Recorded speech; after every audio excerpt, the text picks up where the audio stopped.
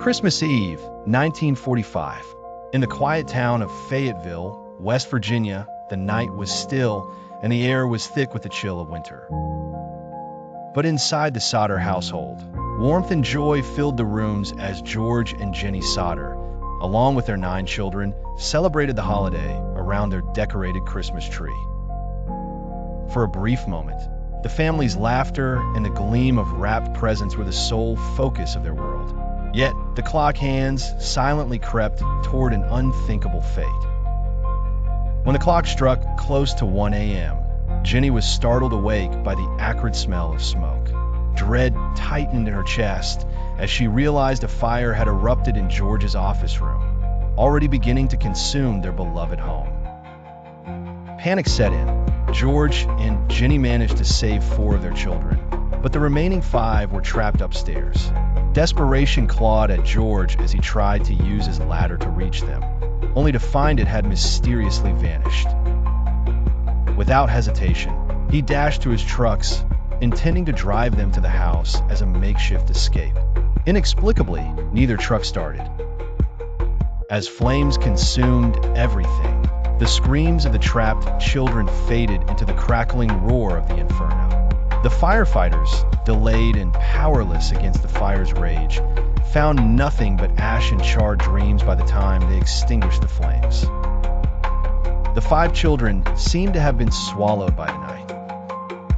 Authorities concluded that the monstrous blaze incinerated all traces of the missing, but George and Jenny refused to accept this. A fire could not obliterate flesh and bone so completely. Odd details quickly piled up.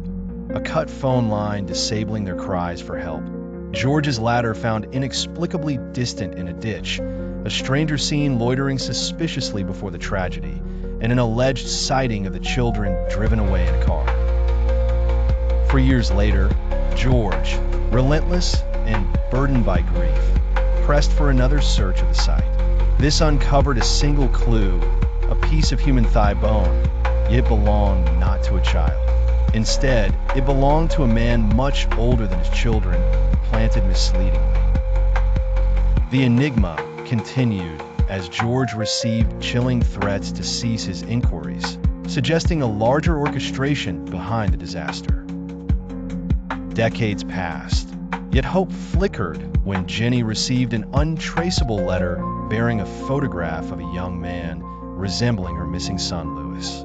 On its back, a haunting message read, "I love you, Mom. Louis Sodder, Birmingham, Alabama." Despite police dismissals and disbelief, George and Jenny's conviction never wavered that their children lived beyond the fire, abducted for reasons buried in obscurity. They spent their remaining days staring at the photograph, whispers of love and longing passing into the night. As years turned to decades, the ruins delivered no further answers. The Sodder home never existed again, a mere phantom of loss marked by a plaque that read, "Our children did not die in the fire. They vanished into darkness." Years ago, an unspeakable tragedy struck the Sodder family, leaving a mark not only on the physical world, but also on the realm of mystery. When George and Jenny passed, their legacy wasn't just their life story, but the whispers of an unsolved case that haunted the community. Even today, neighbors claim to hear the inexplicable laughter of children near the ghostly ruins. Some swear they've seen tiny, twinkling lights and moving shadows flit across the night, suggesting that something, not someone, remains. The Sodder case, still draped in layers of secrecy and speculation, is an unsolved mystery unexplored with any satisfying conclusion. On that fateful Christmas Eve in 1945, 5 Sodder children vanished from the remnants of their fiery home. The fire was a sudden beast, consuming everything in its wake. Yet, the absence of skeletal remains puzzled investigators and family alike. While officials were quick to close the case, the Sodder family could not extinguish the doubt from their minds. For years, conspiracy theories tumbled through the community like unchecked weeds. Was there malice in someone's heart, enough to court the flame to dance through the night?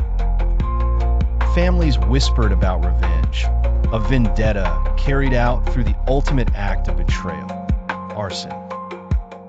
Some floated the darker idea of a hidden conspiracy, an element of the children's disappearance stemming from deeper motives best left unexposed.